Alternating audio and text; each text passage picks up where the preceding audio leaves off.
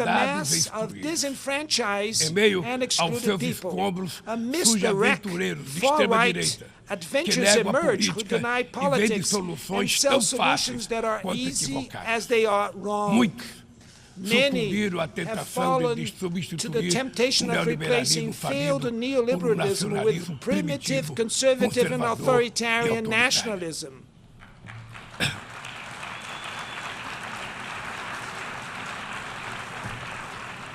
Repudiamos uma agenda que utiliza os imigrantes como bodes expiatórios, que corrói o Estado do bem-estar e que investe contra o direito dos trabalhadores. Precisamos resgatar as melhores tradições humanistas que inspiraram a criação da ONU. Políticas ativas de inclusão nos planos cultural, educacional e digital são essenciais para a promoção dos valores democráticos e da defesa do Estado de Direito. É fundamental preservar a liberdade de imprensa. O jornalista, como Julian Assange, não pode ser punido por informar a sociedade de maneira transparente e legítima. Nossa luta é contra a desinformação e os crimes cibernéticos. Aplicativos e plataformas não devem abolir as leis trabalhistas pelas quais tanto lutamos. Ao assumir a presidência do G20 em dezembro próximo, não mediremos esforços para colocar no centro da agenda internacional o combate à desigualdade em todas as suas dimensões. Sob o lema Construindo um mundo justo e um planeta sustentável, a presidência brasileira vai articular inclusão social e combate à fome, desenvolvimento sustentável e reforma das instituições de governança global. Senhor presidente, não haverá sustentabilidade nem prosperidade sem paz. Os conflitos armados são uma afronta à racionalidade humana. Conhecemos os horrores e os sofrimentos produzidos por todas as guerras. A promoção de uma cultura de paz é um dever de todos nós construí-la e requer persistência e vigilância. É perturbador ver que persistem as antigas disputas não resolvidas e que surgem ou ganham vigor novas ameaças. Bem mostra a dificuldade de garantir a criação de um Estado do povo palestino. A este caso se somam a persistência da crise humanitária no Haiti, o conflito no Iêmen, as ameaças à unidade nacional na Líbia e as rupturas institucionais em Burkina Faso, Gabão, Guiné-Conakry, Mali, Níger e na Guatemala, há risco de um golpe que impediria a posse do vencedor das eleições democráticas. A guerra na Ucrânia escancara nossa incapacidade coletiva de fazer prevalecer os propósitos e princípios da Carta da ONU. Não subestimamos as dificuldades para alcançar a paz. Mas nenhuma solução será duradoura se não for baseada no diálogo. Tenho reiterado que é preciso trabalhar para criar espaço para negociações. Investe-se muito em armamentos e pouco em desenvolvimento. No ano passado, os gastos militares somaram mais de 2 trilhões e 224 bilhões de dólares. As despesas com armas nucleares chegaram a 83 bilhões de dólares, valor 20 vezes superior ao orçamento regular. Estabilidade e segurança não serão alcançadas onde há exclusão social e desigualdade.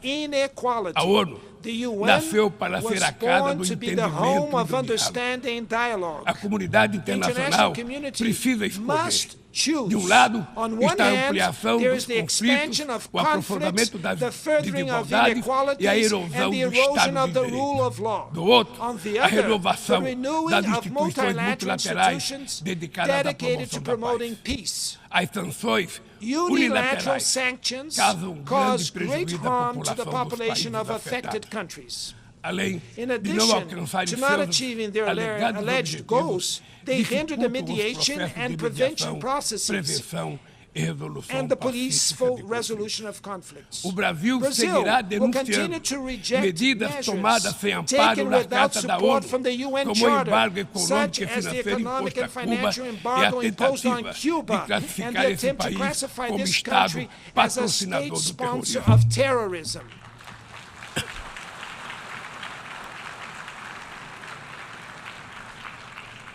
We shall continue to criticize any attempts to divide the world into zones of influence and reviving the Cold War. The UN Security Council has been progressively losing its credibility. This frailty is the specific result of actions from its permanent members who wage unauthorized wars aimed at territorial expansion or regime change. Its paralysis is the most eloquent proof of the urgent need to reform it, which will bring it greater representation and efficacy. Ladies and gentlemen, inequalities needs to inspire outrage over hunger, poverty, war, disrespect for human beings. Moved by the power of outrage, we may act willingly and unwavering in fighting inequality and effectively transforming the world around us. The UN needs to fulfill its role as a builder of a world with more solidarity, fraternity, and fairness. But it will only do so if its members have the courage to proclaim their discontent at inequality and work tirelessly to overcome it. And I will just say thank you very much to all of you.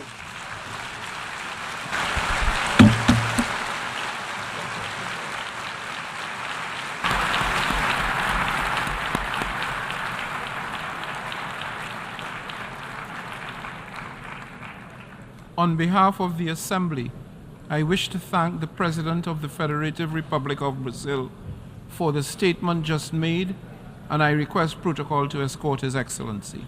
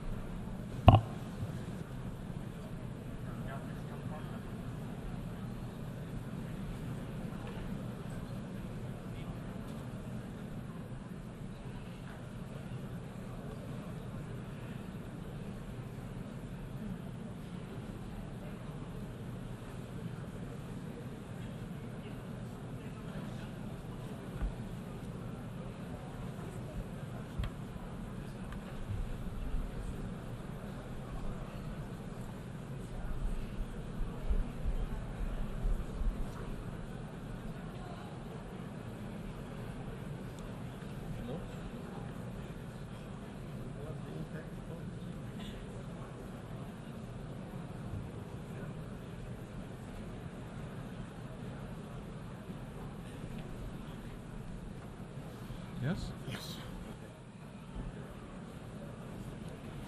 Was there any live? Was there any single live? Yeah.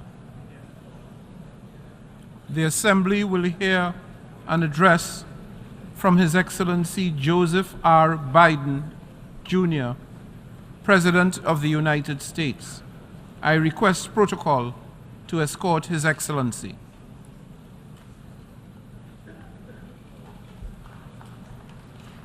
On behalf of the General Assembly, I have the honor to welcome His Excellency Joseph R. Biden, Jr., President of the United States of America, and I invite him to address the Assembly. Mr. President, Mr. Secretary General, my fellow leaders. About a week ago, I stood on the other side of the world, in Vietnam, on soil once bloody with war. And I met a small group of veterans, Americans and Vietnamese, who witnessed, and I watched the exchange of personal artifacts from that war, identification cards and a diary. It was deeply moving to see the reaction of the Vietnamese and American soldiers. Culmination of 50 years of hard work on both sides to address the painful legacies of war and to choose to work together toward peace and a better future. Nothing about that journey was inevitable. For decades, it would have been unthinkable for an American president to stand in Hanoi alongside a Vietnamese leader and announce a mutual commitment to the highest level of country's partnership. But it's a powerful reminder that our history need not dictate our future. With the concerted leadership and careful effort, adversaries can become partners.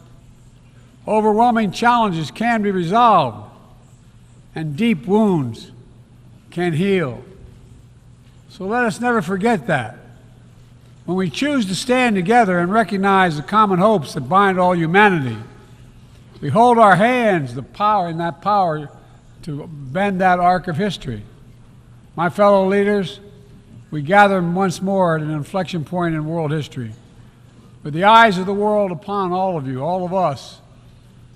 As President of the United States, I understand the duty my country has to lead in this critical moment, to work with countries in every region, linking them in common cause, to join together with partners who share a common vision of the future of the world, where our children do not go hungry and everyone has access to quality health care, where workers are empowered and our environment is protected, where entrepreneurs and innovators everywhere can access opportunity everywhere, where conflicts are resolved peacefully and countries can chart their own course. The United States seeks a more secure, more prosperous, more equitable world for all people, because we know our future is bound to yours. Let me repeat that again. We know our future is bound to yours. And no nation can meet the challenges of today alone. The generations that preceded us organized this body, the United Nations, and built international financial institutions and multilateral and regional bodies to help take on the challenges of their time. It wasn't always perfect. But working together, the world made some remarkable and undeniable progress that improved the lives of all people. We avoided the renewal of global conflict while lifting more than 1 billion people out of extreme poverty. We together expanded access to education for millions of children. We saved tens of millions of lives that would have otherwise been lost to preventable and treatable diseases like measles, malaria, tuberculosis. HIV/AIDS infections and deaths plummeted, in no small part because of PEPFAR's work in more than 55 countries, saving more than 25 million lives. It's a profound testament to what we can achieve when we act together, when we take on tough challenges, and an admonition for all of us to urgently accelerate our progress so that no one's left behind, because too many people are being left behind. The institutions we built together at the end of the Second World War are an enduring bedrock of our progress. And the United States is committed to sustaining them. And this year, we're proud to rejoin UNESCO. We also recognize that to meet the new challenges of our decades-old institutions and approaches, they must be updated to keep peace with the world. We have to bring in more leadership and capability that exists everywhere, especially from regions that had not always been fully included. We have to grapple with the challenges that are more connected and more complex. And we have to make sure we're delivering for people everywhere, not just somewhere, everywhere. Simply put, the 21st century results are badly needed. They're needed to move us along.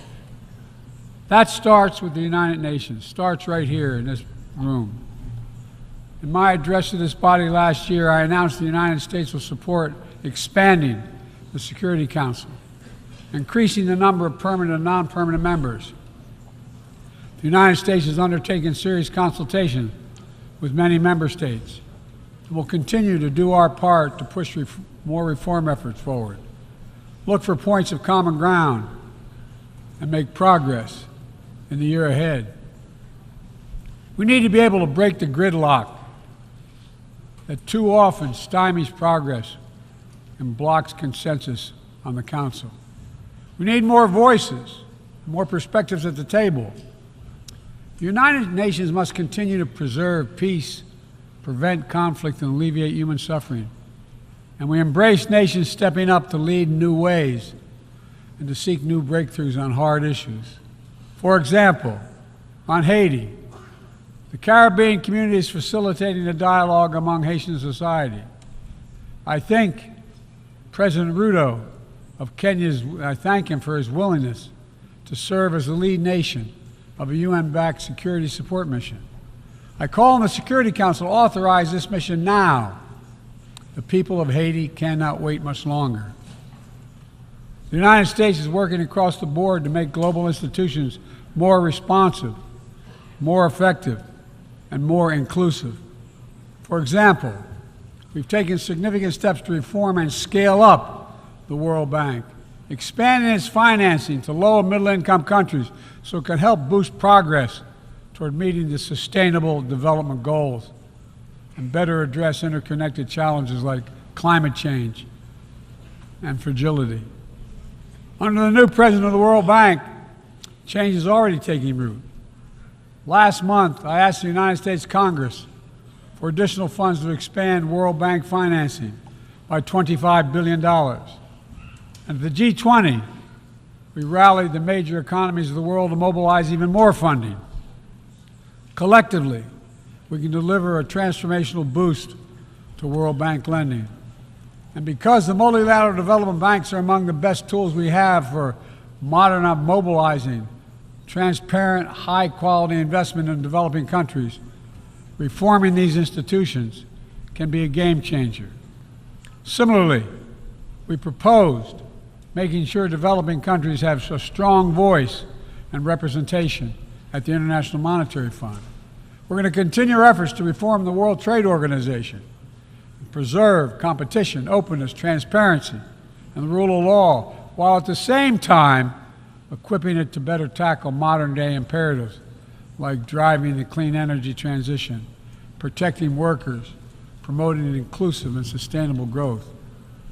And this month, we strengthened the G20 as a vital forum, welcoming the African Union as a permanent member.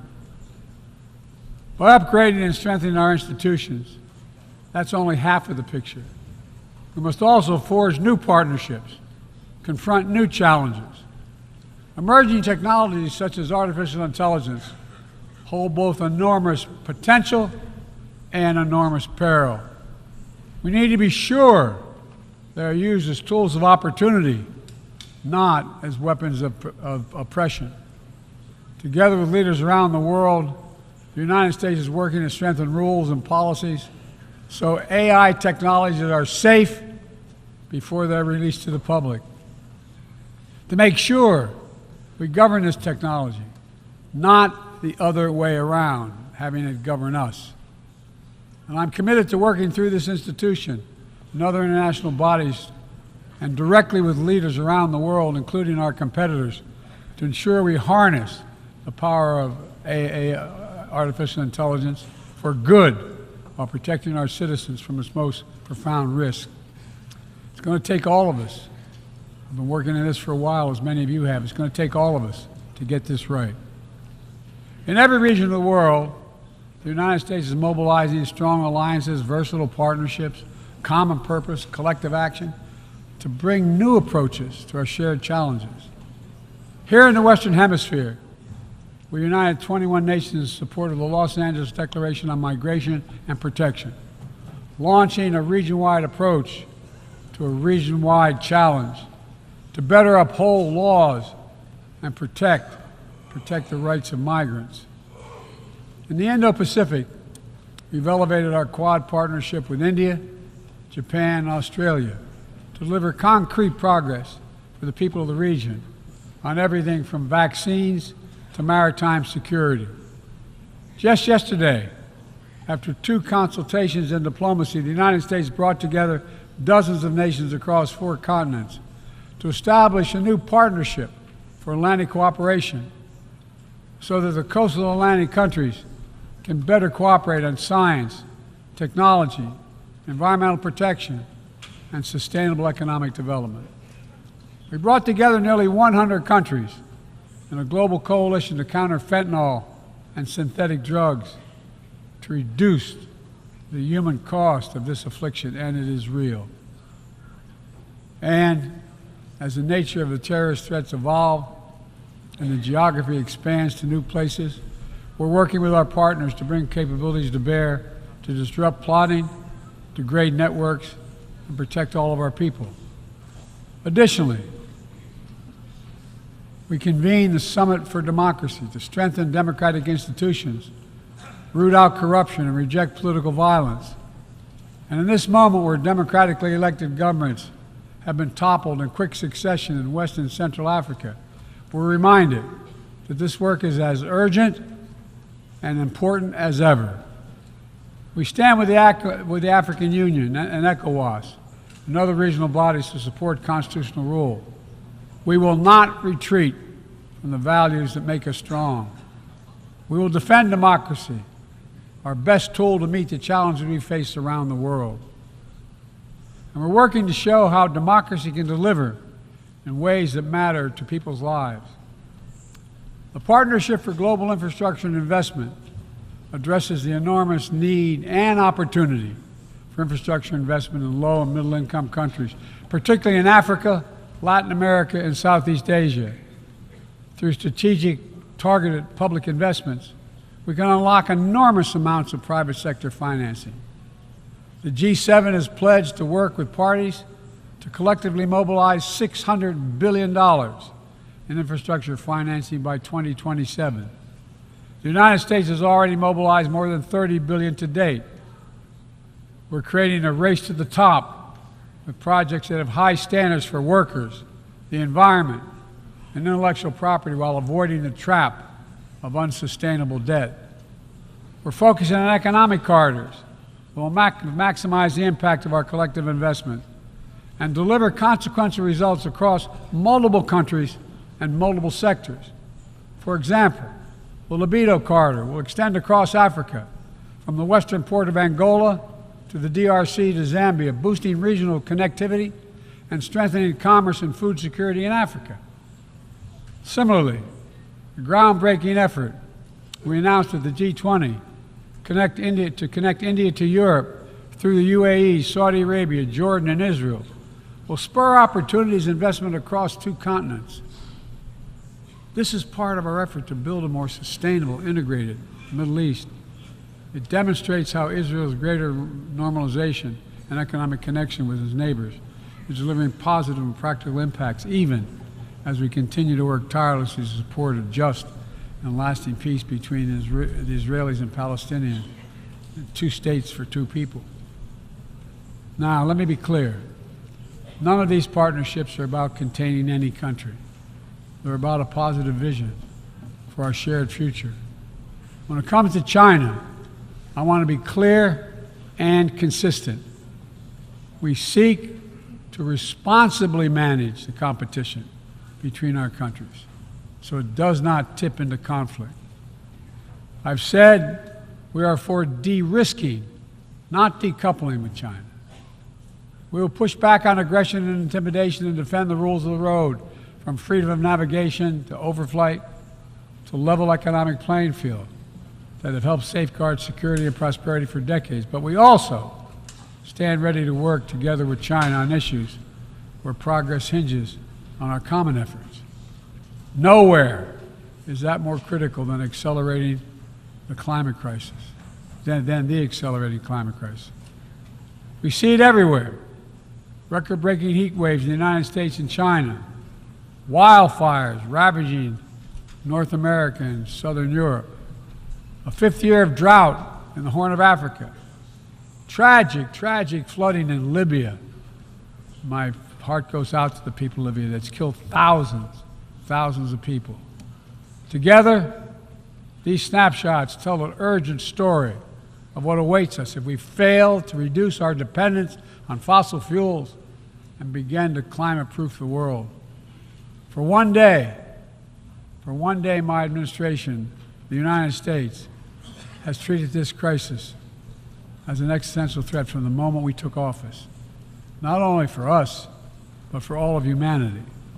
Last year, I signed into law in the United States the largest investment ever anywhere in the history of the world to combat the climate crisis and help move the global economy toward a clean energy future.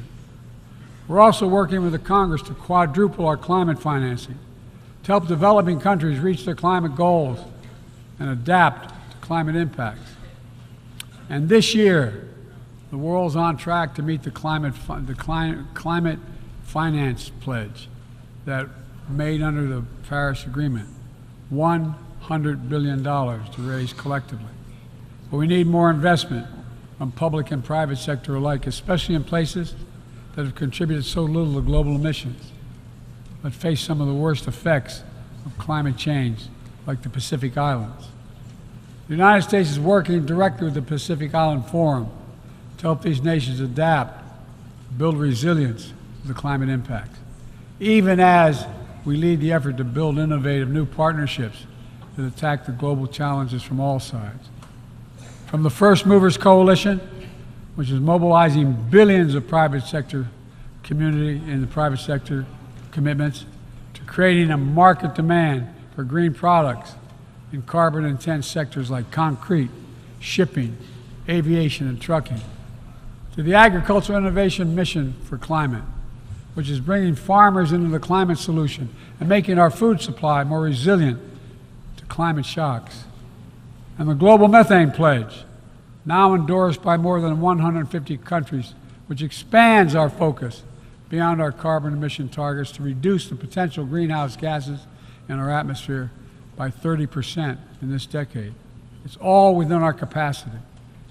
We need to bring the same commitment and urgency and ambition as we work together to meet the Sustainable Development Goals of 2030. These goals were adopted at the United Nations in 2015 as a roadmap for improving lives around the world. But the hard truth is, for decades of progress, the world has lost ground these past years in the wake of COVID-19, conflicts, and other crises. The United States is committing to doing its part to get us back on track.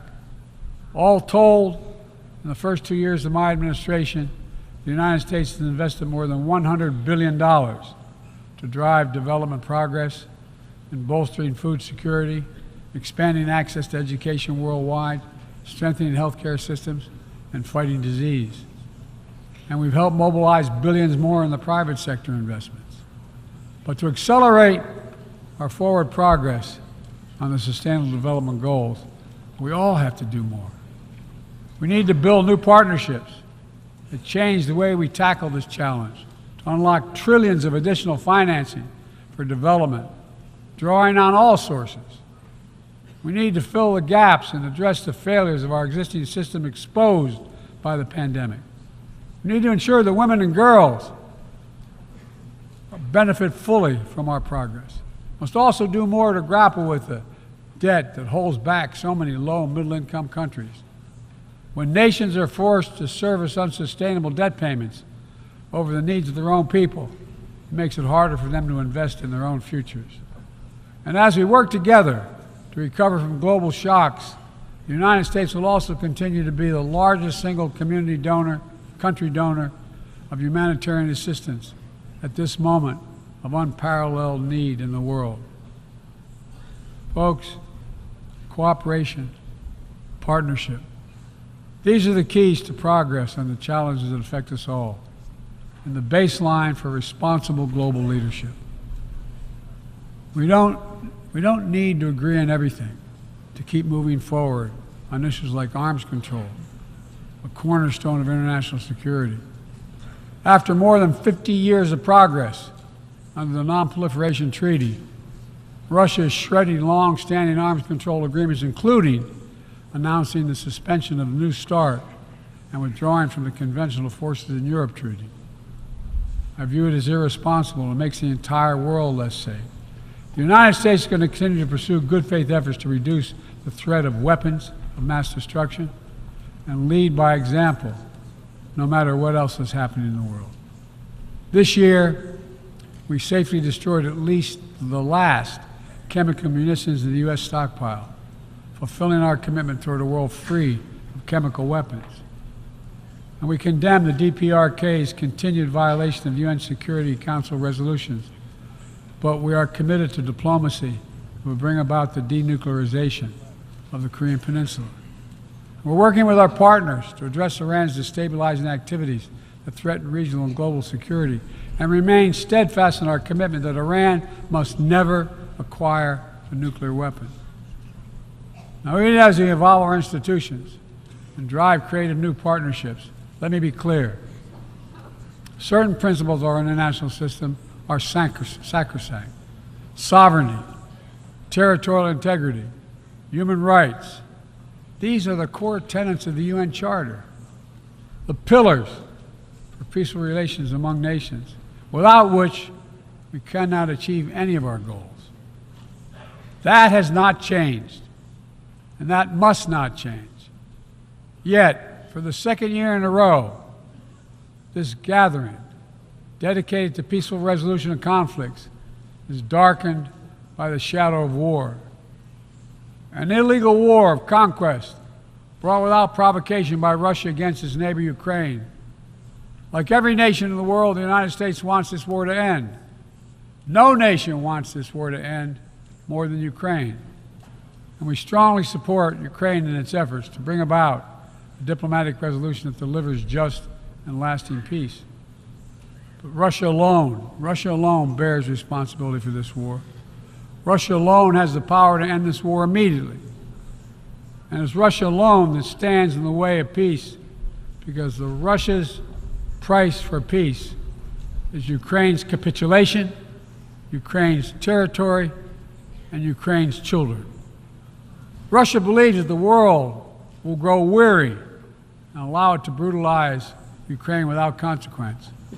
But I ask you this: if we abandon the core principles of the United States to appease an aggressor, can any member state in this body feel confident that they are protected? If we allow Ukraine to be carved up, is the independence of any nation secure? I'd respectfully suggest the answer is no. We have to stand up to this naked aggression today and deter other would-be aggressors tomorrow. That's why the United States, together with our allies and partners around the world, will continue to stand with the brave people of Ukraine as they defend their sovereignty and territorial integrity and their freedom.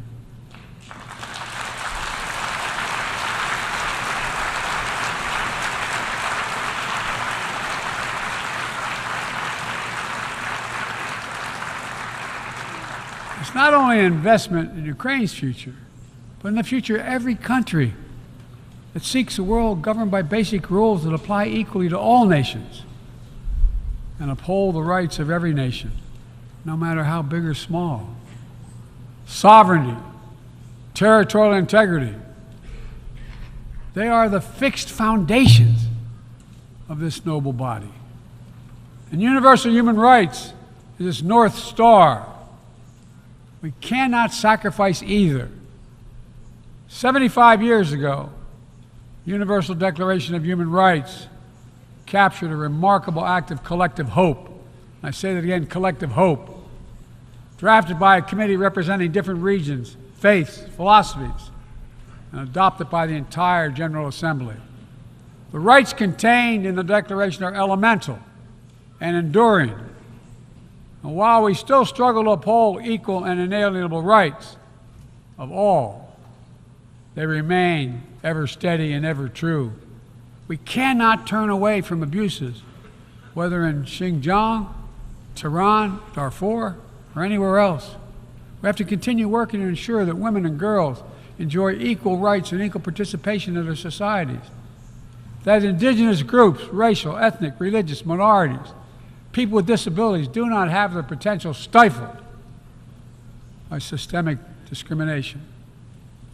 That the LGBTQI plus people are not prosecuted or targeted with violence because of who they are. These rights are part of our shared humanity. They're absent. When they're absent anywhere, their loss is felt everywhere. They are essential to the advancement of human progress that brings us together. My fellow leaders, let me close with this.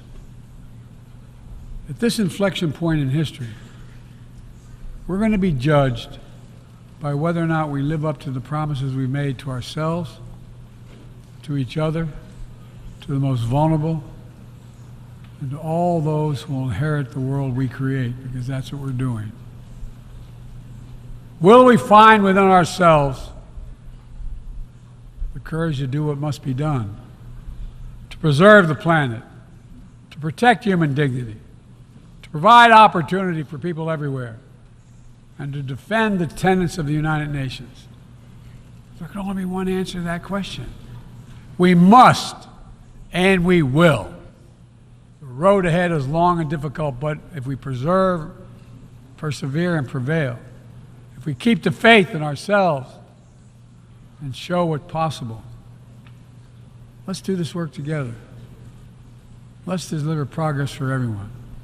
Let's bend the arc of history for the good of the world, because it's in our power to do it. Thank you for listening. You're kind.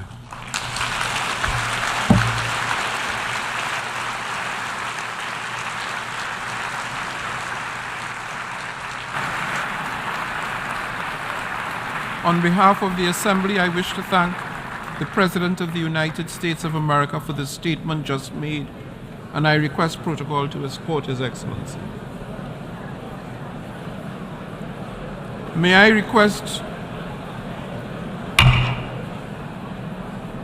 request representatives to remain seated while we suspend the meeting for 5 minutes before resuming to hear the next speaker.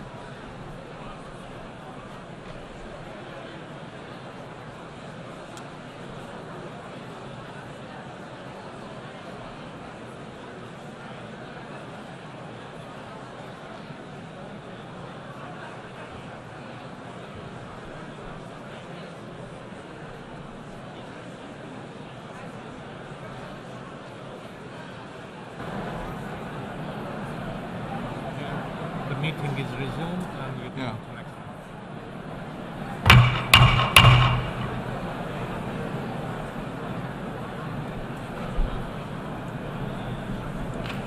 Excellencies, ladies and gentlemen, the meeting is resumed.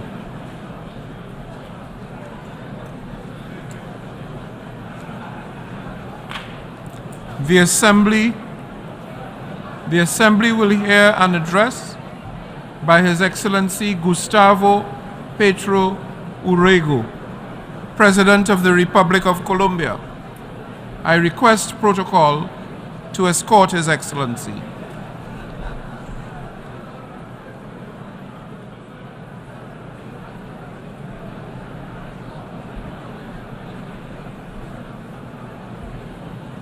On behalf of the General Assembly, I have the honor to welcome His Excellency Gustavo Petro Urrego, President of the Republic of Colombia, and invite him to address the Assembly.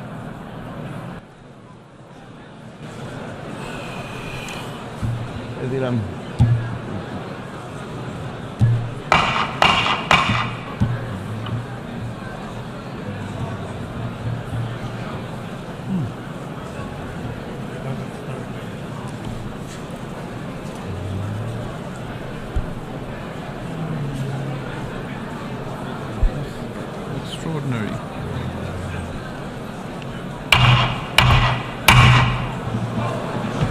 Sorry, sir. I have to repair the gavel.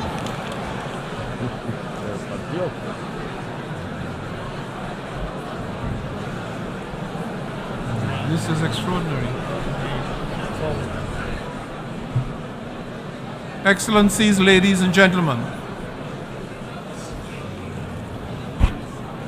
can I ask that the Assembly come to order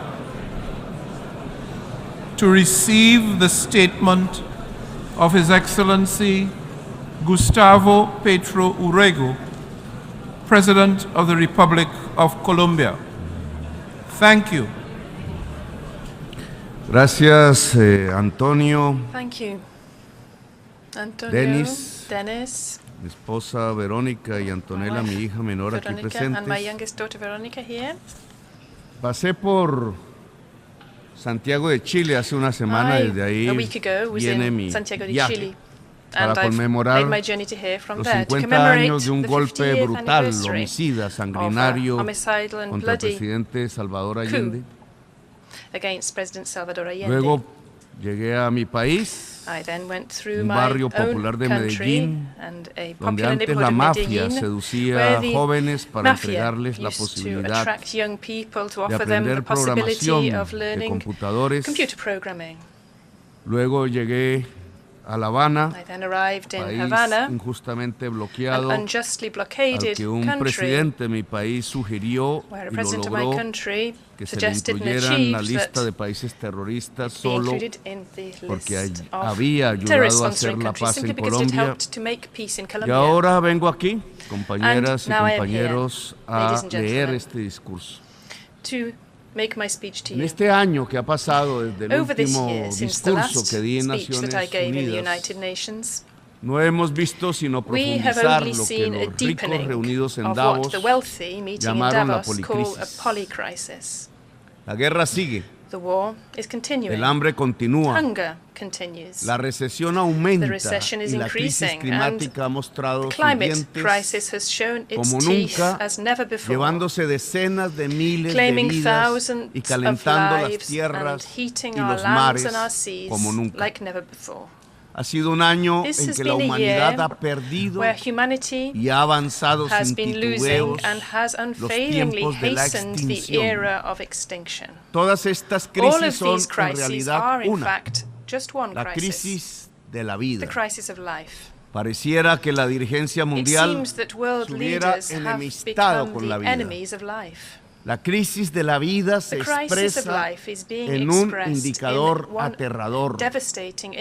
Ha iniciado desde lejos, desde los rincones más alejados del planeta, desde los últimos lugares, una marcha silenciosa de gentes, de culturas diferentes que se mezclan en los caminos,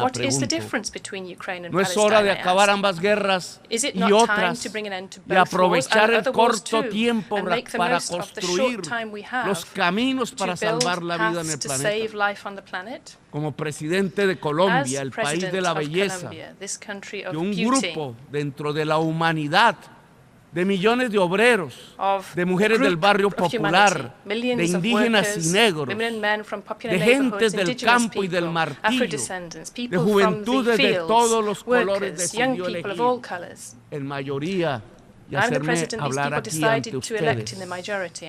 Les propongo acabar la guerra para tener el tiempo de salvarnos. Les propongo que Naciones Unidas auspicie cuanto antes dos conferencias de paz, la una sobre Ucrania, la otra sobre Palestina.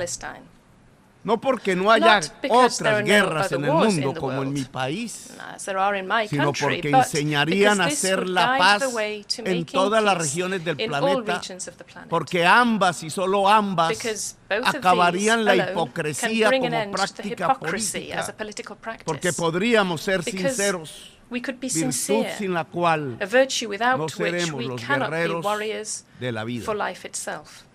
La generación que hoy debe decidir y actuar cuanto antes para superar el enorme huracán que se ha desatado contra lo viviente desde las oscuras pero poderosas cloacas de la codicia, del huracán del capital que solo mira la ganancia y que se ha engullido el planeta y la base misma de la existencia. Les propongo acabar la guerra para defender la vida de la crisis climática, la madre de todas las crisis. Esta cumbre se ha construido para evaluar las metas de los objetivos del desarrollo sostenido establecidos por los gobiernos para el 2023, para el 2030, perdón. Pues es fácil hacer una evaluación. Esos objetivos de desarrollo humano no van a ser alcanzados. Estamos lejos de alcanzarlos. Hemos retrocedido a los objetivos de desarrollo humano de Naciones Unidas. Yo los llamo más simplemente justicia social y ambiental. La justicia social no será alcanzada por la humanidad para el 2030, porque lo que se ha sembrado es la injusticia en el planeta. En estos años, lo que ha ocurrido es la injusticia. La injusticia por volver la vacuna contra la enfermedad que mataba un mercado al concentrarla en los países ricos. América Latina puso el 26% de los muertos por COVID, cuando solo es el 8% de la población mundial. ¿Quién dijo que la salud tenía que ser un negocio y no un derecho? Murieron millones de viejos y de gentes porque la vacuna fue una mercancía y no un bien de la humanidad. Incumplieron su propia promesa de financiar la adaptación al cambio climático. No tienen 100.000 millones de dólares para entregar a los países y defenderlos de inundaciones, tormentas y huracanes, pero sí tienen en un solo día para que se maten rusos y ucranianos entre sí. Ahora no se necesitan 100.000 millones, se necesitan 3 billones de dólares para superar la crisis climática, y la cuenta asciende en cada segundo de la tierra. Sembraron injusticia, señores, y por detener a campesinos cultivadores de cannabis y hoja de coca, en vez de enfrentar la soledad en que viven la juventud de sus propios países, los países del mayor poder económico y militar de la historia de la humanidad, entonces han pasado a las drogas de la muerte, al fentanilo. Querían una guerra contra las drogas de la juventud rebelde que se opuso a la guerra del Vietnam, la marihuana y el LSD de los hippies, y terminaron por conducir a su sociedad a la droga del neoliberalismo y la competencia, la droga del yuppie de Manhattan, la cocaína. Y encerraron a millones de negros y latinos en frías cárceles privatizadas. Y murió 1 millón de latinoamericanos asesinados y se destruyeron democracias en nuestra América, nunca cogieron preso al yuppie de Manhattan y ahora se enfrentan al gran resultado de la prohibición de las drogas, el fentanilo, que ya no mata 4,000, sino 100,000 jóvenes al año en los Estados Unidos. Sembraron injusticia, señores. La peor de todas, condenar a la humanidad a la guerra. Por eso hoy el balance de la justicia social en el mundo es tan malo. El problema es que este no era un asunto de socialistas, de progresistas, sino que era un asunto en donde se iba el tiempo de la vida en el planeta. Les propongo como presidente del país de la belleza, para recuperar el tiempo perdido, dos simples cosas: acabar la guerra y reformar el sistema financiero mundial. De las conferencias de paz de Ucrania y Palestina, deberíamos salir a construir una reforma que ya debatimos allá en la selva amazónica, donde el río más grande de la tierra, que ha cruzado la selva más grande de la tierra, se junta con el mar. Y la discutimos en Brasilia. Y fuimos hasta Kenia a juntarnos con los hermanos pueblos del África Negra, de donde venimos en tiempos de otra de las grandes injusticias del poder, la esclavitud.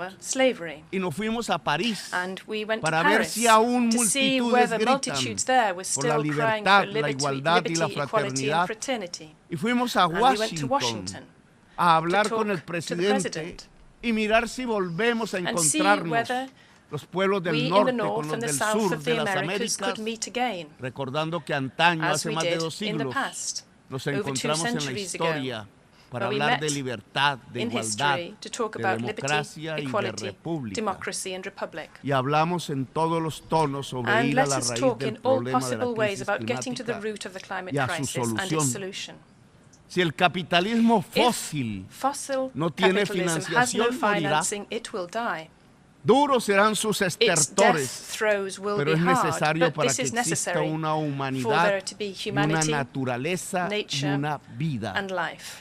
Habrá que financiar el capitalismo descarbonizado. Desde ya sabemos que el capital verde se moverá solo donde haya ganancia. Esa es su ley y es estrecho su marco para abarcar la descarbonización de todo el mundo. Se equivocan quienes desde los gobiernos y el poder aún creen que la crisis climática, la de la vida, se superará con algunos créditos a bon marché. Ilusos proponen que los países de la Tierra que ya están sobreendeudados por la enfermedad y la codicia puedan adquirir más créditos para superar un problema que solo las chimeneas del norte produjeron. No se puede superar la crisis de la vida, la megacrisis, con más endeudamiento, la financiación de la vida, el fluido de medicamentos que debe ser introducido en las venas de las economías y sociedades del mundo para acometer el reto de dejar el carbón y el petróleo debajo de la tierra, en sus lugares que son las verdaderas venas de la tierra, como Roberto Covaría, el indígena Uwa colombiano, lo decía al mundo hace 30 años. Sacar el petróleo, decía, era sacar la sangre de la tierra y por ello la vida moriría. La mayoría de la inversión para descarbonizar la economía del mundo provendrá de los fondos públicos, del esfuerzo de las sociedades, de juntar los estados para juntar la humanidad, que ahora llaman multilateralismo, de gobernar la tierra con la mirada de la democracia y no con la mirada del imperio. Los imperios no sirven para salvar la vida, sino para desatar las guerras. La megacrisis de la vida se resuelve con una democracia que alcance el nivel global, una democracia más profunda que no debe temer articular los estados y las sociedades y planificar el gran plan Marshall de la revitalización del planeta.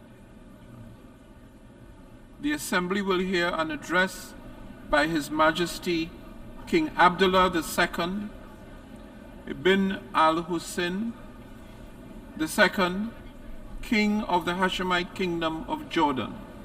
I request protocol to escort His Majesty.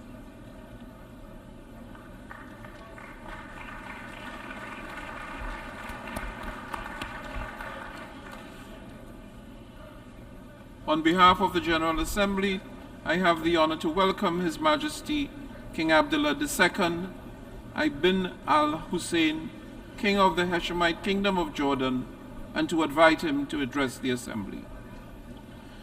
Bismillah ar-Rahman ar-Rahim.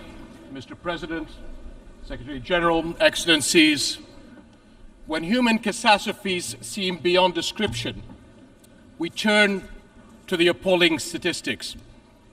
This year around the world, more than 345 million people face food insecurity, daily hunger, or starvation. Among the most vulnerable are 108 million refugees, people who have been forcibly displaced from their homes and ways of life. And 40% of these refugees are children, the most defenseless of all. Yet these numbers cannot really convey the tragedy or the failure. Refugees are our brothers, our sisters. They look to our countries to help end the crises that have driven them from home. Refugees are mothers, fathers, grandparents who have made perilous journeys to save their families. They are young people with big dreams and little children who deserve the chance to dream big. They depend on the international community for their survival, and multiple UN agencies provide vital services to help meet the need. But in recent months, one by one, these agencies have been delivering difficult news. A severe shortfall in international funds has forced them to cut support. Is this what we've come to? Is the international community going to watch as refugee families find themselves forced to send their children to work instead of school? In Jordan, where refugees make up over 1/3 of our 11 million population, cuts have already thrown the lives of hundreds of thousands of refugees into uncertainty. The impact of such humanitarian shortfalls is never limited to a country or a region. Fear and want bring on sharp increases in the number of refugees fleeing to Europe and beyond, on journeys that too often end in tragedy. My friends, Jordanians are serious about our duty to those in need. We have done everything we can to secure a dignified life for refugees. Nearly half of the almost 1.4 million Syrians we host are under 18 years of age. For many of them, Jordan is the only place they have ever known. Over 230,000 Syrian children have been born in Jordan since 2011. We are sharing precious resources to help them meet basic needs: food, energy, and especially water. We are among the water-poorest countries in the world, even as our water supplies face extraordinary demand. And we face these pressures just when another crisis has hit our region: climate change, with its destructive heat waves, drought, and flooding. And to meet the refugee burden, we have been carefully managing to combine our limited resources with essential support from the international community. Because the responsibility to act falls on everybody's shoulders. Because the world cannot afford to walk away and leave a lost generation behind. But today, Jordan's capacity to deliver necessary services to refugees has surpassed our limits. Syrian refugees' future is in their country, not in host countries. But until they are able to return, we must all do right by them. And the fact is, refugees are far from returning. On the contrary, more Syrians are likely to leave their country as the crisis persists. And Jordan will not have the ability nor the resources to host and care for more. We must find a political solution consistent with UN Security Council Resolution 2254, the step-for-step approach that offers a path forward, proposed by Jordan as the basis for engagement with the Syrian government and coordinated with the UN. This approach sets a roadmap to incrementally resolve the crisis and deal with all its consequences. Until then, we will protect our country against any future threats the crisis could pose to our national security. My friends, Jordan's case is a microcosm of our entire region. For all our people's immense potential, repeated crises have held back the promise of greater development and prosperity. Our region is a focal point where some of the most urgent global challenges are converging. How will our world respond? Will we come together in global solidarity to get to the root of the problem, the conflicts and the crises that destroy life and hope? Will we work as one to rebuild the lost trust in international action and help those in want?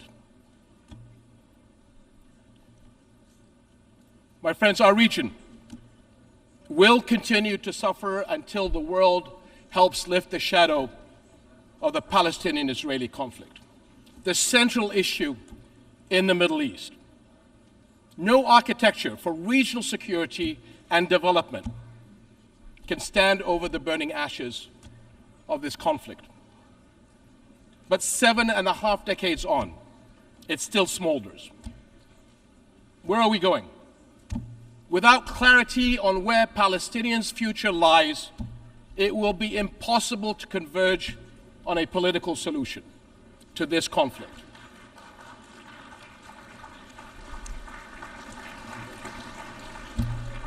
Five million Palestinians live under occupation. No civil rights, no freedoms of mobility, no say in their lives. Yet every UN resolution since the beginning of this conflict recognizes the equal rights of the Palestinian people to a future of peace, dignity, and hope.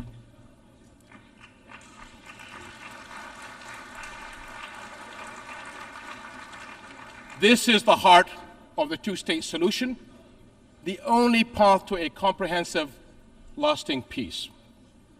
We can see the Israeli people actively defending and engaging in the expression of their national identity. Yet the Palestinian people are deprived of that same right to express and fulfill their own national identity. The basic requirement for that right is the establishment of their own independent and viable state on the June 4th, 1967 lines, with East Jerusalem as its capital, living alongside Israel in peace, security, and prosperity. And delaying justice and peace has brought endless cycles of violence. 2023 has been the deadliest for the Palestinian people in the past 15 years. How can people trust in global justice while settlement building, land confiscations, and home demolitions continue? Where is the global solidarity to make UN resolutions believable by people in need of our help? Jerusalem is a flashpoint for global concern. Under the Hashemite custodianship of Islamic and Christian holy sites, Jordan remains committed to safeguarding the city's identity, but preserving Jerusalem as the city of faith and peace for Islam, Christianity, and Judaism is a responsibility that we all share. And we must not abandon Palestinian refugees to the forces of despair. Sustainable funding is urgently needed by UNRWA, the UN agency that provides vital relief, education, and health services to millions of Palestinian refugees. And this is essential to protect families, keep communities stable, and prepare young people for productive lives. We must protect young Palestinians from extremists who prey on their frustrations and hopelessness by making sure they continue to learn at the schools under the blue flag of the United Nations, as the alternative will be the black flags of terror, hate, and extremism. My friends, we come together here as partners to deal with our challenges and shape a better future. We speak here for our people. We speak for families and the younger generations. We speak for victims of conflict, displacement, hunger, climate challenge, disasters, and more.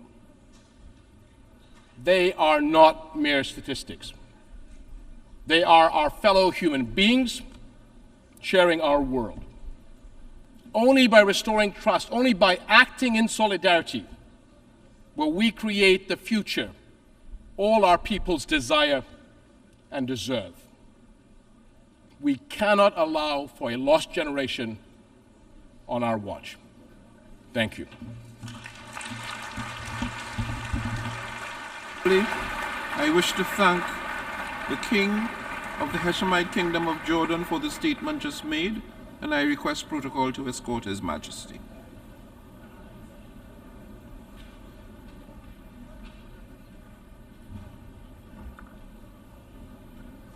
The Assembly will hear an address by His Excellency Andrzej Duda, President of the Republic of Poland. I request protocol to escort His Excellency. Good morning, Your Excellency. Morning, Excellency. How are you? On behalf of the General Assembly, I have the honor to welcome His Excellency Andrzej Duda, President of the Republic of Poland, and invite him to address the Assembly.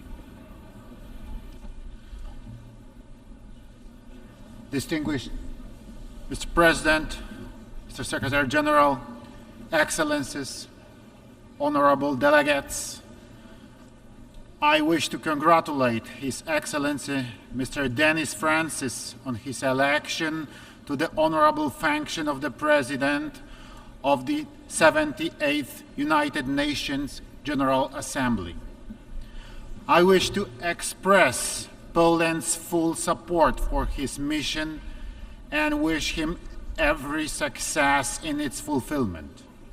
At the same time, my thanks go out to His Excellency Csaba Kőrösi in recognition of his active engagement while presiding over the work of the 77th session of the General Assembly. Mr. President, ladies and gentlemen, 193 countries from every continent have gathered in New York at UN headquarters to discuss the most important threats and challenges facing the world today. The United Nations General Assembly is an extremely important event. It is the only place and the only opportunity to debate in our midst the crucial problems that affect us all. We are here because of the courageous and forward-looking decisions made by the leaders of the Western world during the darkest days of the Second World War. At that time, they pondered over how to avoid similar tragedies in the future.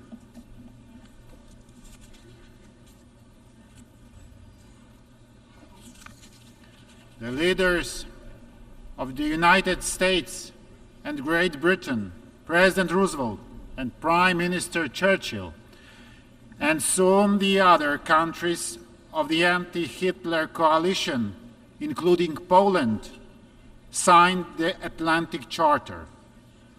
It contained the most important principles on which the post-war world order was to be based: safe determination of nations, inviolability of borders, renunciation of violence, economic cooperation, human rights.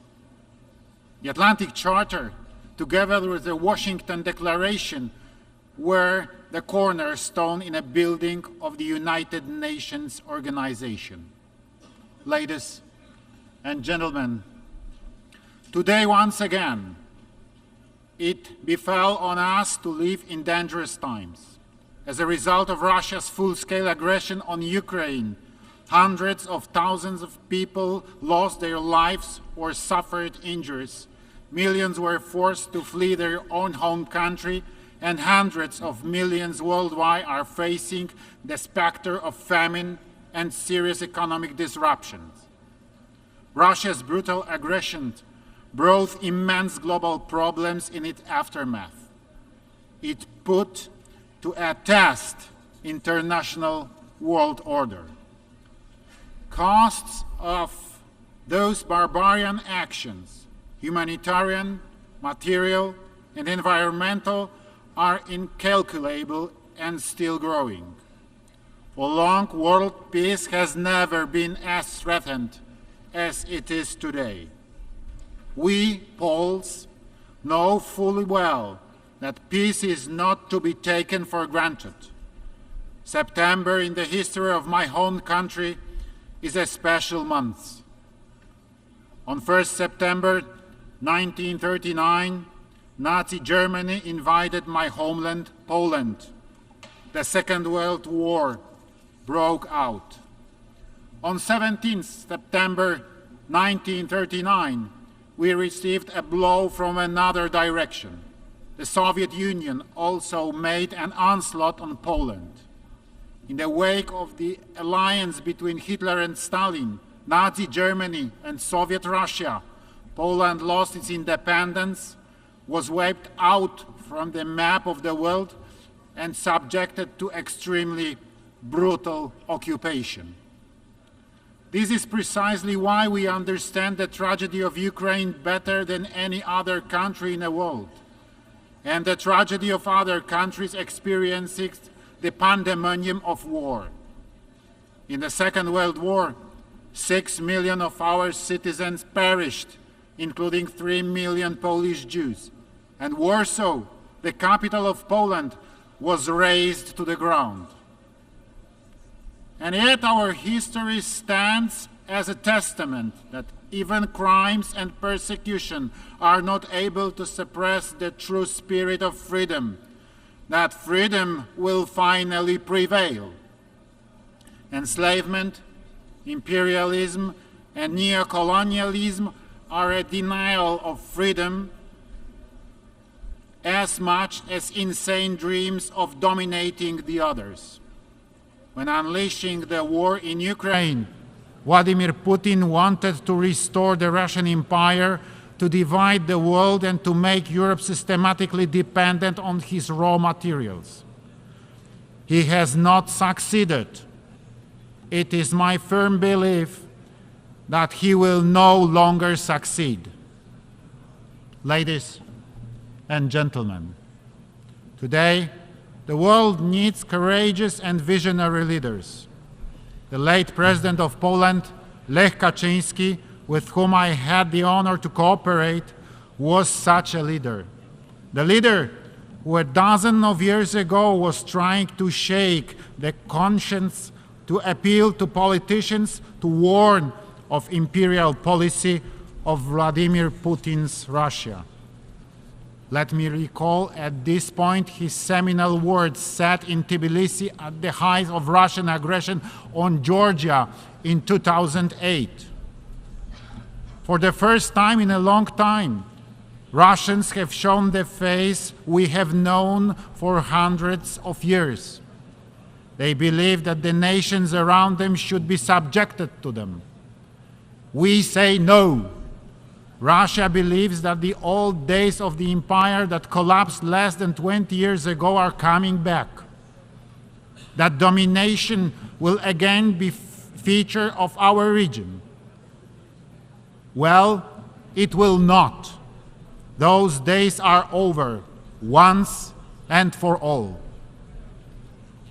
Yes, today, in this very place, at the United Nations headquarters, I wish to reiterate, those days can never return. The logic of conquest, changing borders by force, disregarding the law, and denying the Ukrainian people their right to exist must be stopped.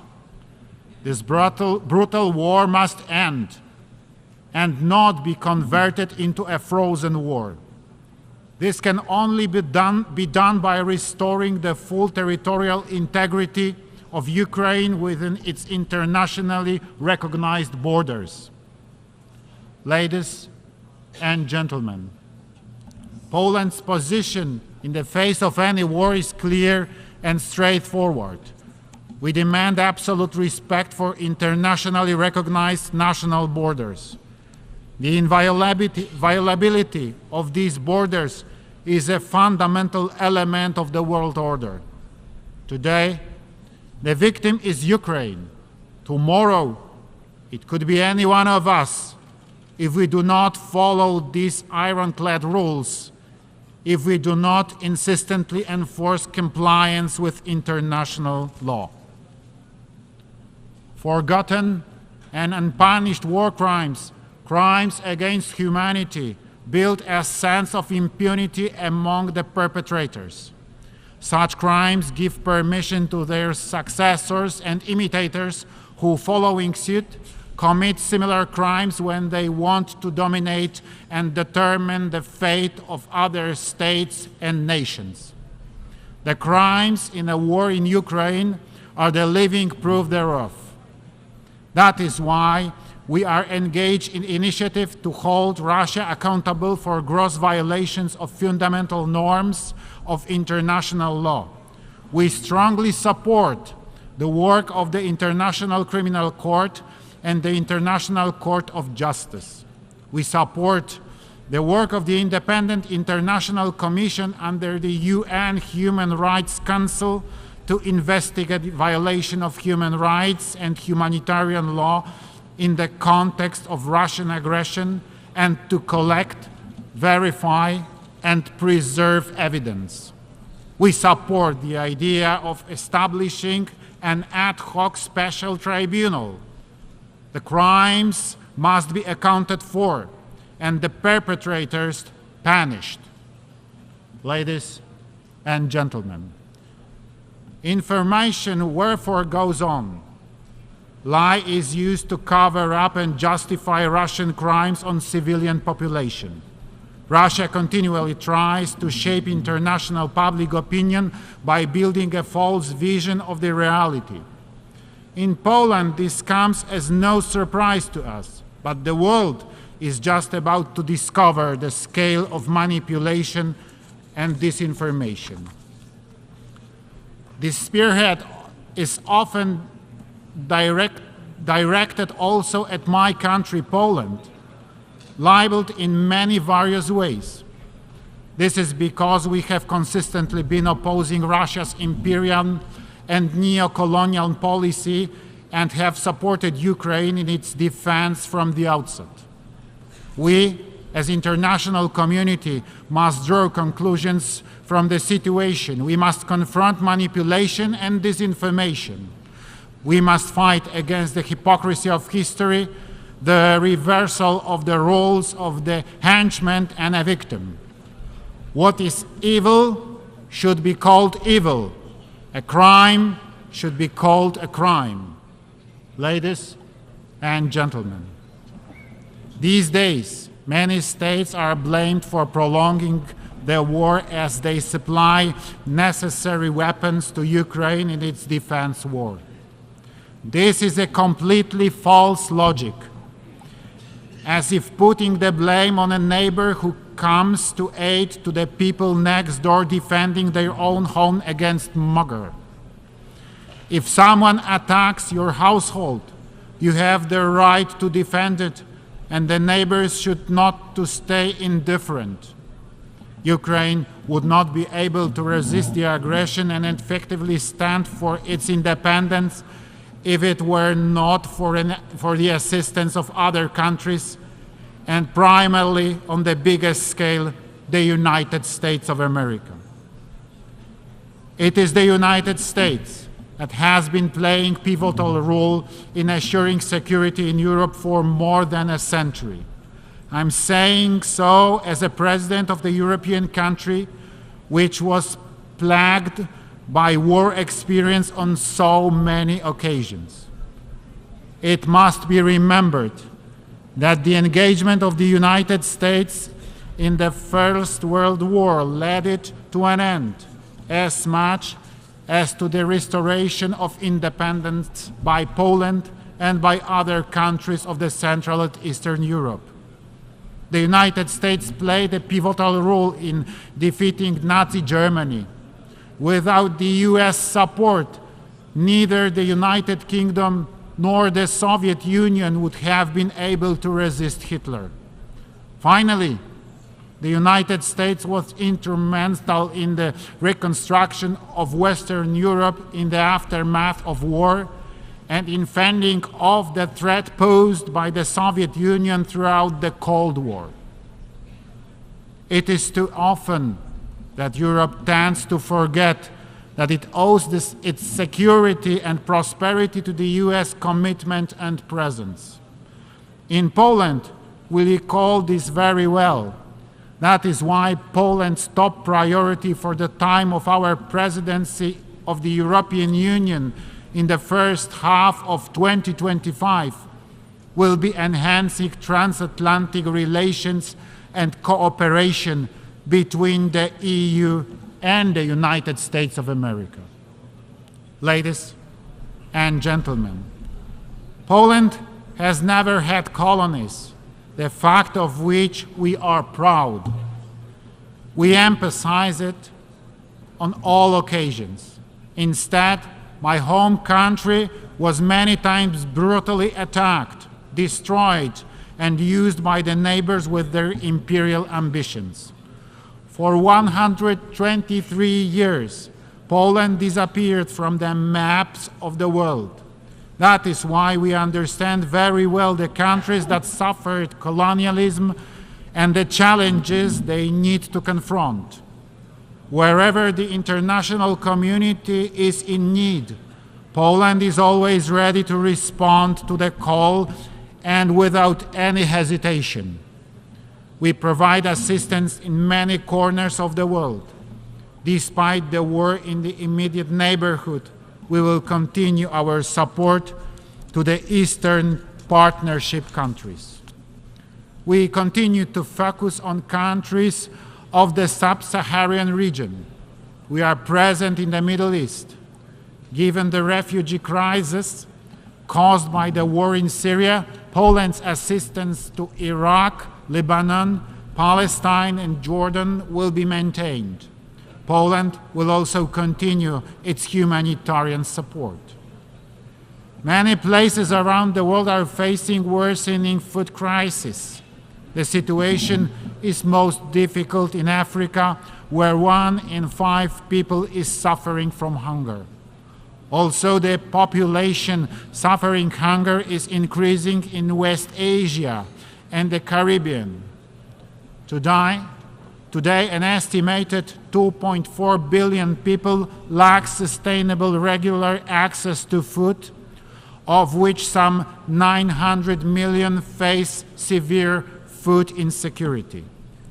Therefore, in 2022, we in Poland have supported the World Food Fund activities in Africa, the Middle East and Asia, including Lebanon, Afghanistan, Tajikistan and Syria.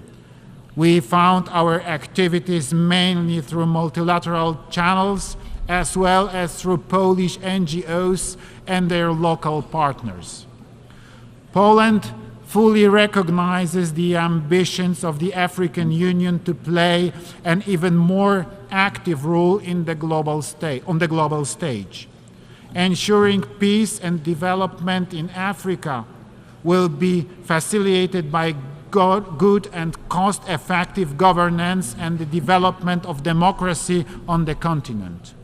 We respect African solutions to African problems, standing ready to share the experience we have gained in the difficult but successful transformation of our economy. Ladies and gentlemen, Poland is a country of freedom and solidarity. It is known worldwide for the great solidarity movement, which not only stood for workers' rights, but also for freedom and fundamental values. The movement which brought together millions of people courageously defied an evil and changed the course of modern history, bringing about the fall of communism. We are extremely proud of our solidarity. Upon Russian aggression on Ukraine, the Poles have once again illustrated that solidarity is not only the great history, but that solidarity lives in us. Millions of my compatriots committed themselves to bring aid to the people fleeing the nightmare of war. In the very first days of the war, many journalists were coming to Poland and invariably asked me, "Where are the refugee camps?" And my response was, "There are not any. There are not." There was no talk about camps. We hosted our guests in our own homes. We also had the honor of hosting many world leaders who came bringing humanitarian aid, including the United Nations Secretary General and other United Nations high-ranking officials. Thank you for your support and for your presence. Greater solidarity must come as a response to the evil, the war, and aggression. Without solidarity, there will be no lasting peace. Ladies and gentlemen, the world today needs more solidarity. We believe that the idea of solidarity-based development, which we hold so dear, is a beacon for security and prosperity. Poland is ready to take on concrete measures to support the United Nations operation undertaken to confront the most fundamental global challenges and threats, social and economic crisis. We wish to support the idea of just transition of economic and social changes that will not lose sight of the human dimension so that nobody is left behind. We believe that our experience as a leader of Central Europe, the fifth economy in European Union, and the largest state in a Three Seas initiative can prove valuable in many countries which vary in degrees of economic and social development. We are ready to share with our partners from around the world not only our experience in the process of economic transformation, but also specific technologies that many Polish companies have available. Poland is proud to have been elected as a member of the United Nations Economic and Social Council for the 2024-2026 term. A key priority for our ECOSOC membership will be to draw the international community's attention to the impact of global crises, such as armed conflicts, the energy crisis, the COVID-19 pandemic and climate change, their impact on socio-economic development. Time is running out to achieve the goals of the 2030 Agenda and the Sustainable Development Goals, and there are still many challenges ahead, so we must unite and intensify our efforts to accelerate the implementation of the individual tasks. Ladies and gentlemen, today the United Nations measures its strength against various challenges. The decision-making impasse in Security Council, the situation in which Russia, one of the permanent members of the Council, is deliberately violating the UN Charter. The lengthy debates are considered as symptom of the weakness of both the organization and its constituent states. There are some people who ask questions about whether the UN is needed at all. Does it fit the times? On behalf of Poland, a neighbor of attacked Ukraine, a country that has taken in millions of refugees, I emphatically answer, yes, the United Nations is very much needed. No better system for international cooperation has been invented. The United Nations best justifies its experience not here in the New York or Geneva, but by bringing aid and assistance to those most in need, children, victims of war, the persecuted and the hungry, every day, all over the world. In 2025, the UN will celebrate 80 years of its existence. We remember why it was founded. Today, in these dangerous times, we need a return to the thinking and actions of the founding fathers of the United Nations. There will be no lasting peace without cooperation, without solidarity between richer and poorer countries, and ultimately without respect for international law. Poland wants cooperation. Poland wants solidarity. Poland wants peace. Thank you very much for your attention. On behalf of the Assembly, I wish to thank the President of the Republic of Poland for the statement just made, and I request protocol to escort His Excellency. The Assembly will hear an address by His Excellency Miguel Diaz-Canel Bermudez, President of the Republic of Cuba. I request protocol to escort His Excellency.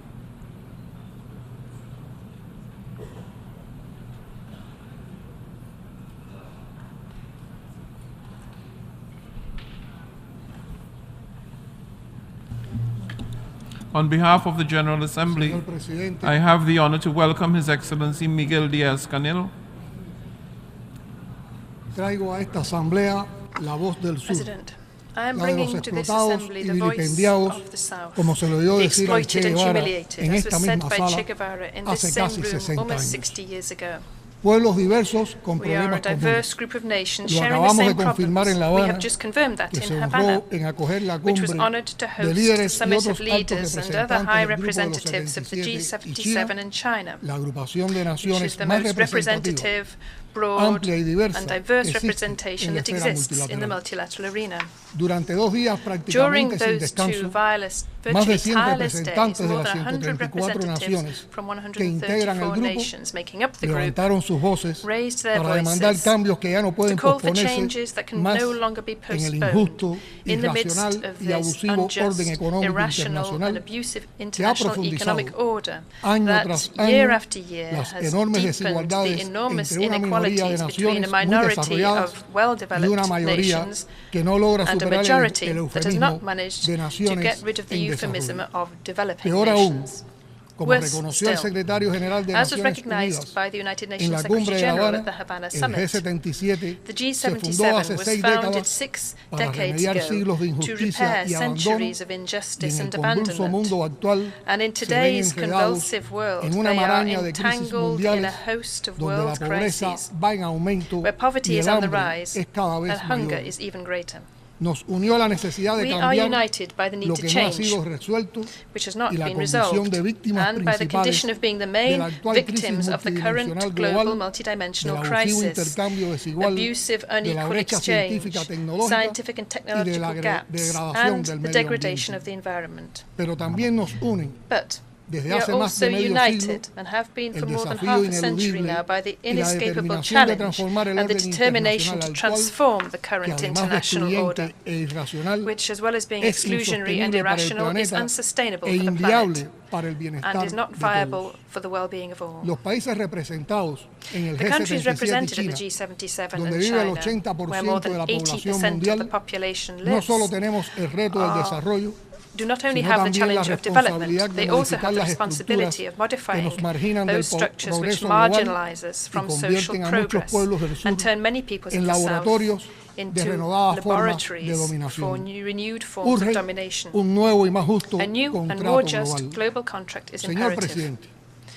Only 7 years ahead of the deadline established to implement the promising 2030 agenda, the panorama is bleak. This august institution has already recognized it. At the current pace, none of the 17 SDGs will be achieved, and over half of the 169 agreed targets will not be met. In the midst of the 21st century, the fact that almost 800 million people suffer from hunger in a planet that produces enough to feed all is outrageous.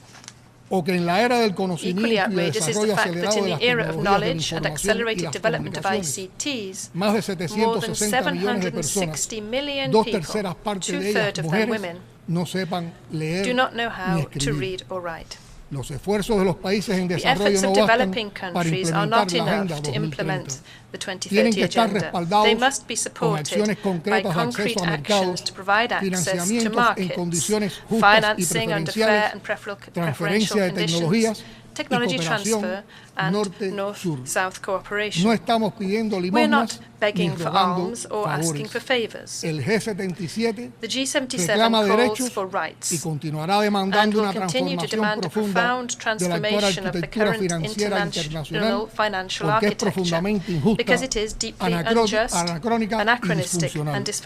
Porque fue diseñada para lucrar con las reservas del sur, perpetuar un sistema de dominación que acrecienta el subdesarrollo y reproducir un modelo de colonialismo moderno. Necesitamos y demandamos instituciones financieras en las que nuestros países tengan real capacidad de decisión y acceso a la financiación. Urge una recapitulación de los bancos multilaterales de desarrollo para mejorar radicalmente sus condiciones de préstamo y satisfacer las necesidades financieras del sur. Los países de este grupo han debido destinar $379 mil millones de sus reservas para defender sus monedas en 2022, casi el doble de la cantidad de nuevos derechos especiales de giro que les asignó el Fondo Monetario Internacional. Es necesaria la racionalización, revisión y cambio del papel de las agencias de calificación crediticia. Resulta también imperativo establecer criterios que vayan más allá del Producto Interno Bruto para definir el acceso de los países en desarrollo a la financiación en condiciones favorables y a la cooperación técnica adecuada. Mientras los países más ricos incumplen su compromiso de destinar al menos el 0,7% de su Producto Nacional Bruto a la ayuda oficial al desarrollo, las naciones del sur tienen que gastar hasta el 14% de sus ingresos para pagar intereses asociados a la deuda externa. La mayoría de las naciones del Most of the G77 nations are forced to allocate more resources to servicing debt than to investments in health or education. What sustainable development can be achieved with that noose around their necks? The group today reiterates its call to public, multilateral and private creditors to refinance the debt through credit guarantees, lower interest and longer expiration deadlines. We insist on the implementation of a multilateral mechanism to reschedule the sovereign debt with an effective participation of the countries of the South that will allow for a fair, balanced and development-oriented treatment.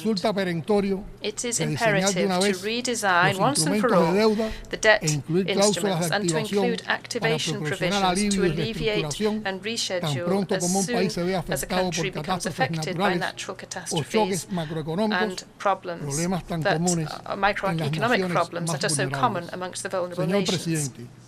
President, no one in their right mind is denying now that climate change threatens the survival of all with irreversible effects. It is also a secret to no one that those who are least responsible for climate change are those who are suffering the most from its effects, particularly small island developing states. Industrialized countries, meanwhile, are the voracious predators of resources and of the environment, but they elude their greatest responsibility and fail to comply with their commitments under the Framework Convention on Climate Change and the Paris Agreement. Just to mention one example, it is profoundly disappointing that the goal of mobilizing no less than $100 billion a year up to 2020 as climate financing has never been met. On the eve of the 28th COP, the G77 countries will have as a priority the exercise of the global balance, the implementation of the loss and damage fund, the definition of the framework for the adaptation goal, and the establishment of the new climate financing goal, which fully abides by the principle of common but differentiated responsibilities. The G77 is convening a summit of leaders of the South to be held on the 2nd of December in the context of COP28 in Dubai. This initiative is unprecedented in the context of a conference of the parties and will be a forum to articulate positions within our group at the highest level in the context of climate negotiations. COP28 will show whether or not, beyond speeches, there is a real political will on the part of developed nations to achieve the agreements required in this field that cannot be postponed for any longer. President, for the G77, the priority is to change once and for all the paradigms of science, technology and innovation, which is limited to the environmental perspectives of the North, thus depriving the international scientific community of a considerable intellectual capital. The successful Havana Summit launched an urgent appeal to concentrate science, technology and innovation around the Sustainable Development Goals.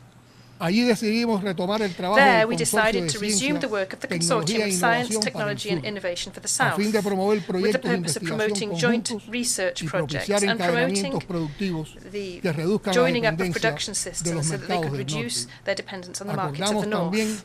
We also agreed to promote a call for convening in 2025 a high-level meeting of the United Nations General Assembly on Science, Technology and Innovation for Development.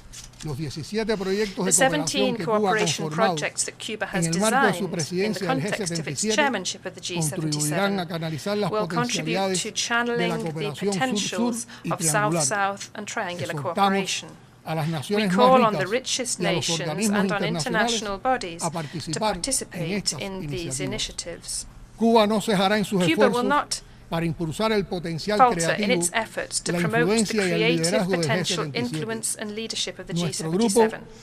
Our group has a lot to contribute to multilateralism, stability, justice, and the rationality that the world requires today.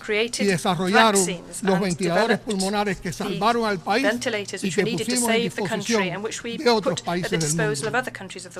Con saña y precisión quirúrgica, en Washington y la Florida han calculado cómo infligir el mayor daño posible a las familias cubanas. Estados Unidos persigue y ha tratado de impedir los suministros de combustibles y lubricantes a nuestro país, acción que parecería impensable en tiempos de paz. En un mundo globalizado no es solo absurdo, sino criminal prohibir el acceso a tecnologías, incluyendo equipamientos médicos que tengan más de un 10% de componentes estadounidenses. Es vergonzosa su actuación contra la cooperación médica que presta Cuba en numerosas naciones. Llega a amenazar abiertamente a gobiernos soberanos por solicitar esa contribución y responder a las necesidades de salud pública de sus poblaciones. The United States is depriving its citizens of the right to travel to Cuba, defying its own constitution. The intensification of the blockade has an impact on migratory flows in our country over the last few years, which means a painful cost for Cuban families and has demographic and economic consequences of an adverse nature for the nation. The government of the United States lies and causes great harm to international efforts to combat terrorism when it accuses Cuba in an utterly baseless way of being a sponsor of this scourge. Under the shield of this arbitrary and fraudulent accusation, they extort hundreds of banking and financial entities throughout the world and force them to choose between continuing their relations with the United States or maintaining their links with Cuba. Our country is truly under siege. It's suffering from a cruel, silent, extraterritorial economic war. This is accompanied by a powerful political machinery for destabilization, with vast funds approved by the United States Congress, with the aim of capitalizing on the shortfalls caused by the blockade and undermining the constitutional order of the country and its people's serenity. Despite the hostility of its government, we will continue to build bridges with the people of the United States, as we do with all peoples of the world. We will strengthen still further the links with Cuban immigrants in any part of the world. President, promoting and protecting human rights is a shared ideal which requires a genuine spirit of respect and constructive dialogue between states. Regrettably, 75 years since the adoption of the Universal Declaration of Human Rights, reality is very different from this. This has become a political weapon for powerful nations who seek to force their geopolitical designs upon independent nations, mainly those from the South. No country is immune from challenges, and none has the authority to consider itself an example in terms of human rights and to stigmatize other models, cultures, or sovereign states. We defend dialogue and cooperation as effective ways to promote and protect human rights without any politicization or selectivity, without applying double standards, conditions, or pressure. In this spirit, Cuba has presented its candidature to the Human Rights Council for 2024 to 2026 in the elections which will take place on the 10th of October. We are grateful in advance for the trust of those countries which have already provided their valuable support. If we are elected, the voice of Cuba will continue to stand up for a universal vision, as seen from the South, of the legitimate interests of developing countries, including constructive commitment and the unavoidable responsibility to the full achievement of all human rights for all. Cuba will continue to bolster its democracy and its socialist model, which, although it is buffeted, has shown what a developing country can do, even if it is small in size and with scant natural resources. We will continue our transformative efforts to seek exits from the siege which is imposed upon us by the United States imperialism and ways to achieve the prosperity with social justice that our people deserve. In this endeavor, we will never renounce the right to defend ourselves. President, distinguished heads of delegation and other representatives, I conclude by extending an invitation to all of you to work to overcome differences and to address shared challenges urgently. To do this, the United Nations and this General Assembly, including with all their limitations, are the most powerful instrument that we have. You can always count upon Cuba to defend multilateralism and together to promote peace and sustainable development for all. Siempre será un honor pelear por la justicia, compartiendo las dificultades y los desafíos con los pueblos del sur, dispuestos a cambiar la historia. Y venceremos. Muchas gracias. We will prevail. Thank you very much.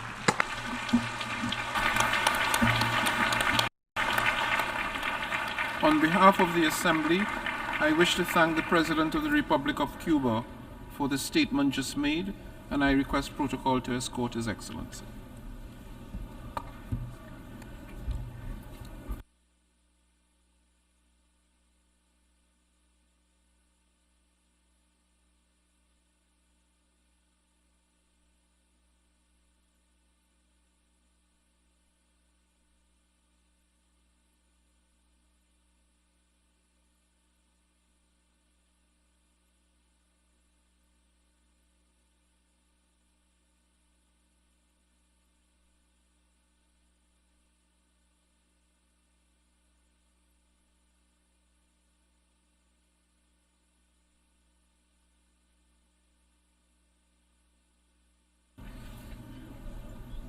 the Assembly will hear an address by His Excellency Recep Tayyip Erdogan, President of the Republic of Turkey.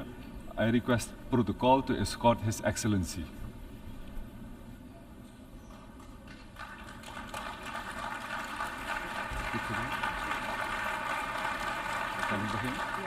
On behalf of the General Assembly, I have the honor to welcome His Excellency Recep Tayyip Erdogan, President of the Republic of Turkey, and to invite him to address the Assembly.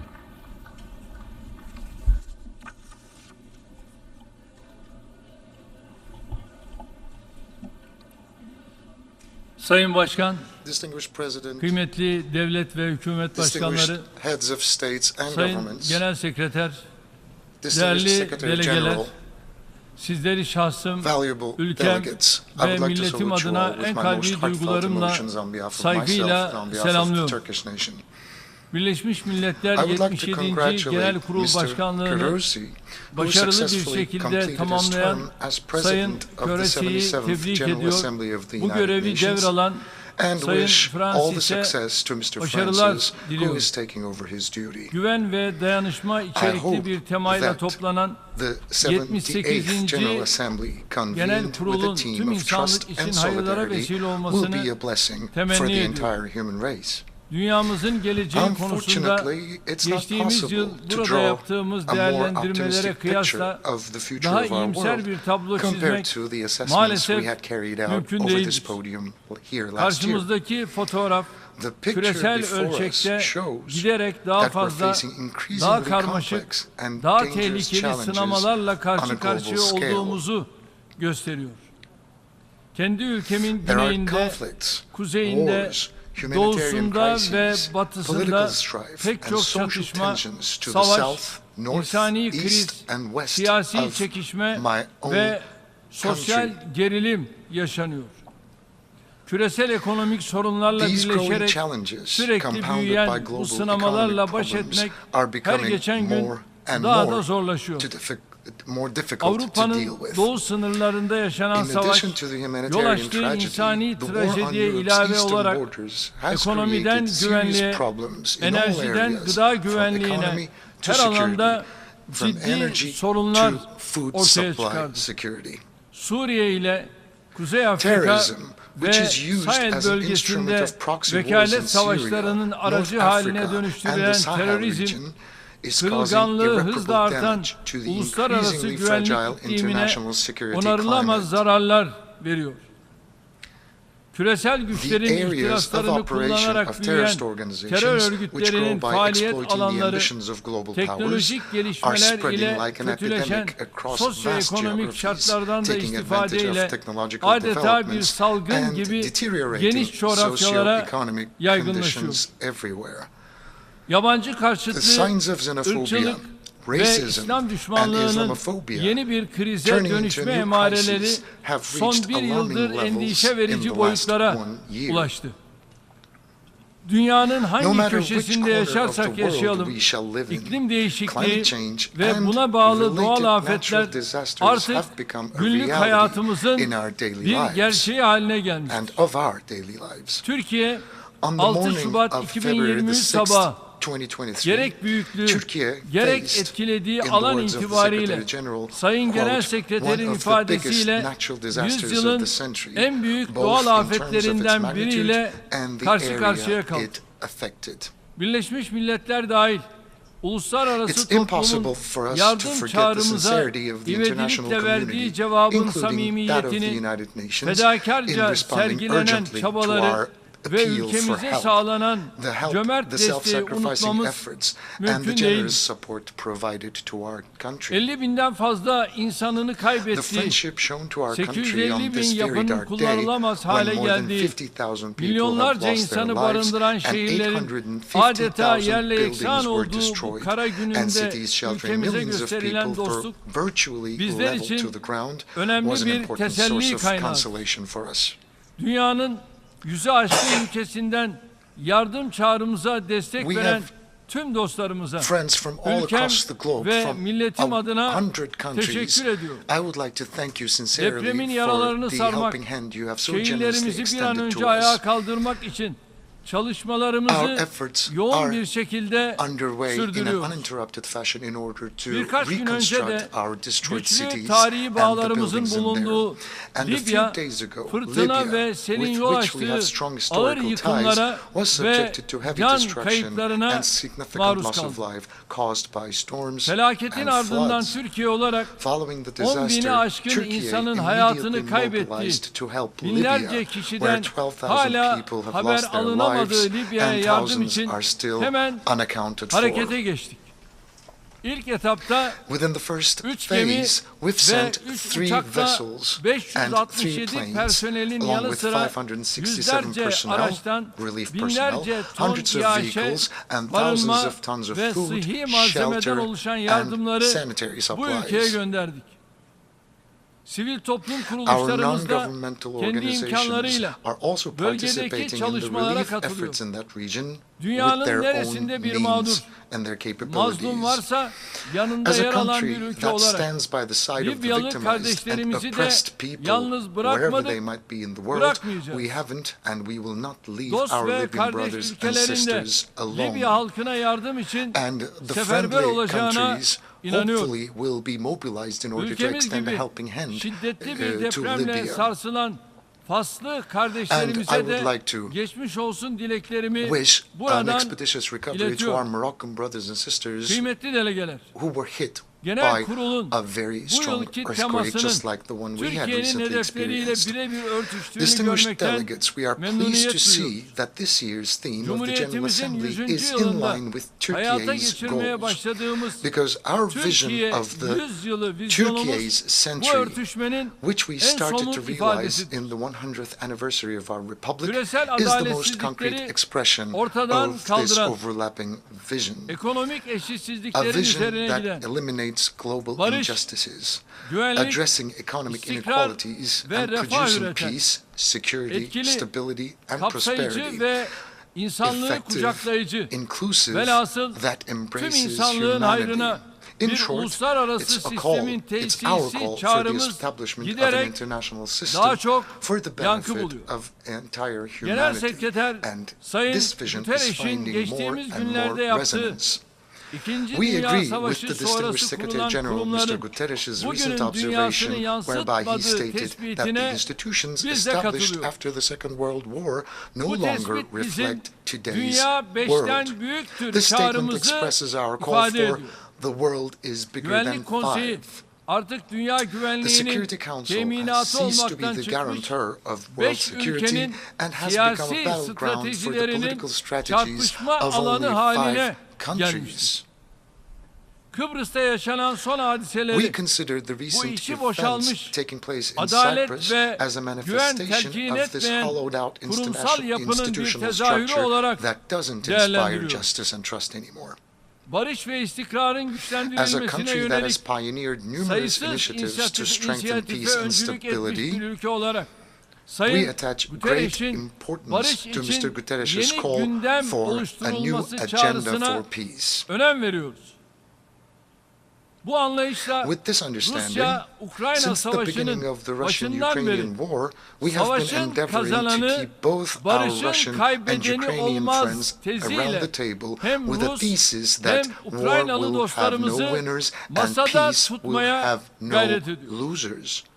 Savaşın Ukrayna'nın bağımsızlığı ve toprak bütünlüğü temelinde diplomasi ve diyalogla sona erdirilmesine yönelik çabalarımızı artırarak sürdüreceğiz. Birleşmiş Milletler'le birlikte başlattığımız Karadeniz girişimiyle dünya piyasalarına 33 milyon ton tahıl ürünü sevk edilmesini sağlayarak küresel açlık krizi tehlikesinin önüne geçtik.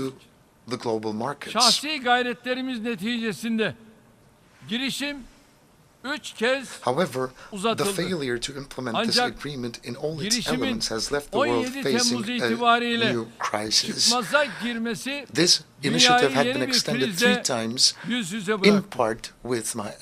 Küresel açlık tehlikesiyle karşı karşıya bulunan coğrafyalara uzanan bu insani köprünün humanitarian bridge that extends to the countries that are in dire need will hopefully benefit from our arrangements and from our negotiations.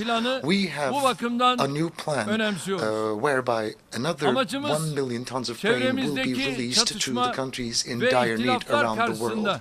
Our aim is to make the greatest possible contribution to the world peace and prosperity in the face of the conflicts around us. The humanitarian tragedy in Syria is now marking its 13th year, and it's worsening the living conditions of everyone in the region, regardless of their origin and their faith. We are the only country to take a principled, constructive, and a fair stance against developments that threaten Syria's political unity, social integrity, and economic well-being.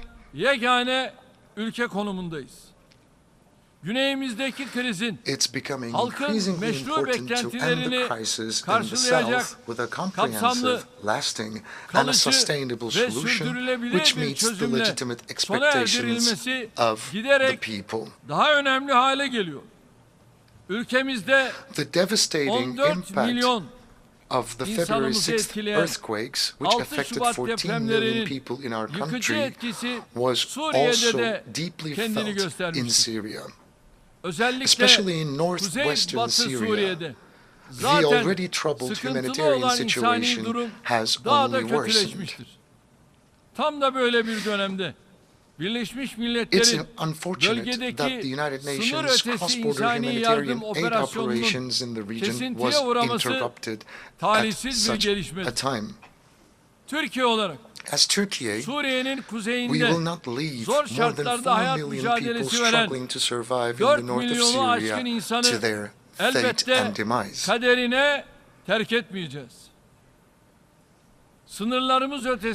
As the construction of the settlements we lead beyond our borders are completed, we will continue to encourage the return of the refugees in our country to these settlements, excuse me.